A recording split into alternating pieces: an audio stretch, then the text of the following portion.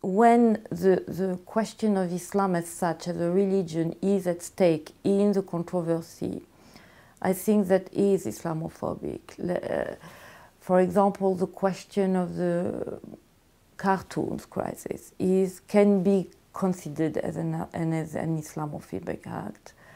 The minaret debate can also be considered as such, because it does relate to the symbol of Islam as a religious tradition, and people can see it as a danger as such. Same thing with the hijab. I would say that niqab is another issue, because there is a debate on niqab also in the Muslim world as such. So, but the hijab is also can be seen in some context, and the rejection or reaction against the hijab can be seen as Islamophobic as such. In Europe, this rise of, I would say, typically anti-Islam, not only discourse but also acts or procedures have been going on for a while, way again before 9/11. The hijab debate in Europe started in the early 90s, even 1989 for the French case, and it has been going on now everywhere. There is obviously discussion about discrimination of women wearing it. And I just mentioned the most recent events in Europe that you can classify as Islamophobic, the minaret and the cartoons crisis.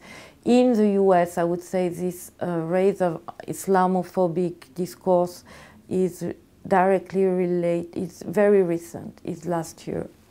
While it's interesting because it didn't happen as such right after 9/11. Right after 9/11, there was a backlash, an emotional backlash, sort of, a reaction against Muslims even by citizens, but this didn't last so long. And it is in the last year that the Islamophobic discourse really raised in the public space in the US. It doesn't mean that there were no anti-Islamic measures or even procedures going on. This was a major claim or protest of Muslim organizations under the Bush administration and the implementation of Patriot Act and Homeland Security, and there are lots of discussion on the racialization of Muslims and the profiling. But what is different, or what is new, that was not there before since the election of President Obama, is a clear, I would say, political discourse picked up as anti-Islamic by different political groups. The term Islamophobia before, under the Bush administration, was used by Muslim lobby groups to criticize or protest against the Bush administration policy post 9/11. Today, politicians, pundits, journalists can claim that they are Islamophobe, and they would give you the reason, which is a different situation.